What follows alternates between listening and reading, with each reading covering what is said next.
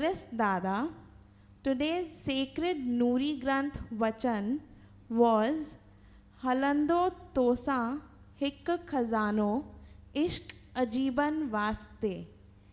Dada, can you please explain what this means? This means that when the call comes to you to enter into the great beyond, when the call comes, Makan Khali Karo, and this body drops down, you move on, you will not be able to carry with yourself anything. You may have been the wealthiest man in the world. You will not be allowed to carry even 1 paisa with yourself. But what you will be allowed to carry with yourself will be the love that you have cherished in the heart within for God. That love you will be allowed to carry, but nothing material you will be able to carry. Santanjo athe hi parvano. This is the call of the saints. This is the teaching of the saints. This is the message of the saints. This is the word of the saints. Santanjo athe hi parvano halando tosa eko khazano. There's only one treasure that will accompany you as you enter into the great beyond. Halando tosa heko khazano ishq ajiban vasite. Ajiban is the Lord. The love that you have cherished in the heart within for God, that you will be able to carry with yourself. And if you cherish love for God, that love is distributed among God's creation.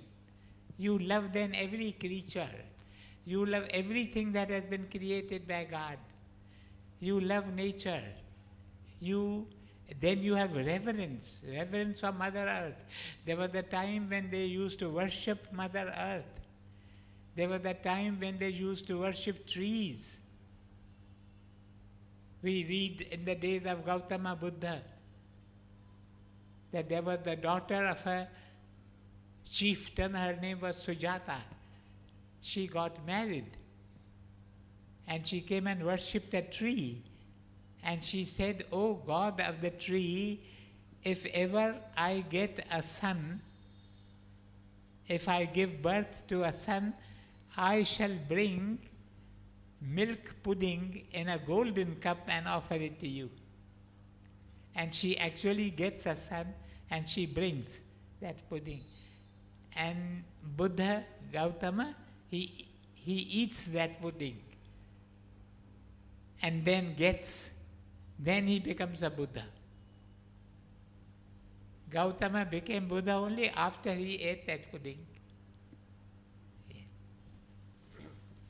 Dearest Dada, if God created the world, what could be the reason for disparities and extremes in this world? Extremes have been created by man because man has been given freedom. When God created man, He gave him as much freedom as he kept for himself. But freedom entails responsibility. If you are free to do something, you are responsible for it. Now, at every step in every round of life, we have choice. We can choose good, we can choose evil. If we choose evil, we are creating disparity. We have been creating disparity through centuries. That is why we have so much of disparity today. Otherwise, when we started the marathon race, we were all equal. We were all standing in a line. 1, 2, 3, go! Then some went this way, some went that way. Those that went this way created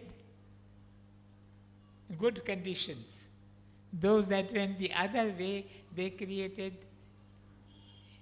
evil in the world. Yeah. Otherwise, there was no evil in the world. No. Beloved Dada, how do we make friends with death so that we are not fearful of it? You can make friends with death by spending every day 5, 10, 15 minutes sitting in a silence corner and meditating on death. Then you can make friends with the death.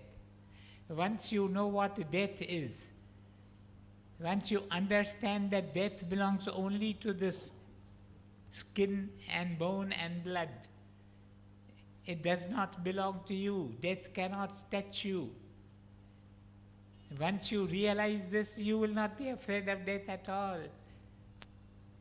Once you realize that death opens doors to a nobler, a richer, a better world than the one in which you are living now, you will be happy, you will want.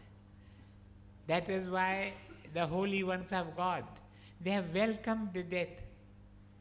Saint Francis, when he was on his deathbed, he actually sang a song, the first words of which were, "Welcome death, welcome sister death. I have been waiting for you. Why have you taken so long in coming?" You can make friends with death. There is a community of Christians called Trappists. Trappists, they have their monasteries. In their monasteries on the walls are inscribed the words Carpo Mori. Carpo Mori means meditate on death. They have to meditate on death every day. Then death is not something which terrifies you. Death is a friend. I tell you, in all the experiences that you have got while you are on this earth plane, the most pleasant will be the experience of death. Maybe a few minutes before that, your body will be in the agony of pain because you may be suffering from some disease. But when death comes, that will be the most pleasant of all experiences. Death, they say, is the twin sister of sleep. When you are about to sleep, your best friend may come and meet you. You won't like to meet him. Papa, I'm going off to sleep. Finished.